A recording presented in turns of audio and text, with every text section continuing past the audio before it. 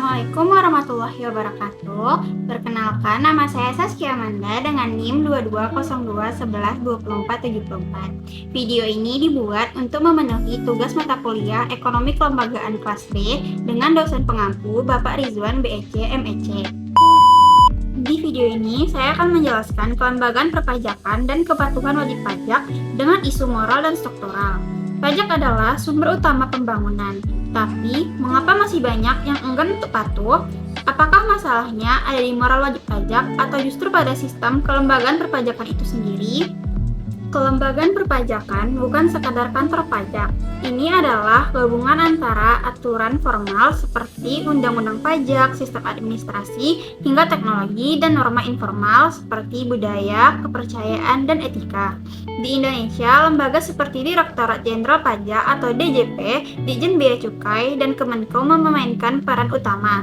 Namun, peran serta masyarakat dan persepsi publik juga bagian penting dari kelembagaan ini. Pemerintah melalui DPR dan Presiden menetapkan Undang-Undang Perpajakan sebagai dasar hukum pengenaan dan pemungutan pajak di Indonesia.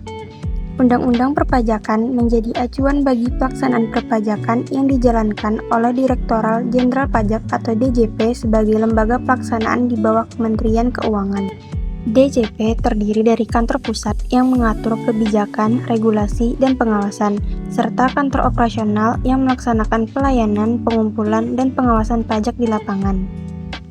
Wajib pajak atau WP adalah subjek yang wajib memenuhi kewajiban perpajakan sesuai dengan ketentuan undang-undang dan pelaksanaan DJP. Hubungan ini bersifat timbal balik, di mana DJP memberikan pelayanan dan pengawasan, sedangkan wajib pajak wajib mematuhi aturan perpajakan. Secara moral, banyak wajib pajak merasa bahwa uang pajak mereka tidak kembali dalam bentuk pelayanan publik. Transparansi anggaran yang rendah dan korupsi menjadi alasan klasik rendahnya moral pajak. Ketika negara tidak dipercaya, maka kewajiban pajak tidak lagi dianggap sebagai tanggung jawab sosial, melainkan menjadi sebuah beban untuk masyarakat. Wajib pajak jujur berkontribusi langsung pada penerimaan negara, membantu pembiayaan pembangunan, dan menjaga stabilitas fiskal. Sedangkan wajib pajak menghindar pajak justru mempersempit basis pajak, menurunkan tax ratio, dan menambah risiko fiskal negara. Di sisi struktural, kelemahan sistematik memperburuk situasi. Sistem perpajakan yang belum sepenuhnya digital, kurangnya integrasi data antara instansi, serta lemahnya penegakan hukum kembali membuat penghindaran pajak masih marak terjadi. Bahkan, dalam banyak kasus, pelaporan pajak dilakukan seadanya, tanpa verifikasi ketat. Masalah ini bukan hanya teknis, tapi struktural, karena menyangkut desain kelembagaan yang tidak efektif. Pemerintah telah melakukan berbagai reformasi, termasuk Undang-Undang Harmonisasi Peraturan Perpajakan tahun 2021 dan implementasi sistem pajak inti berbasis teknologi. Tujuannya adalah membangun sistem yang efisien, terintegrasi, dan transparan.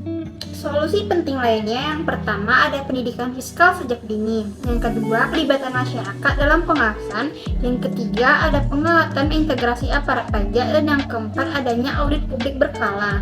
Kepatuhan pajak tidak bisa dibangun dengan ancaman sanksi semata.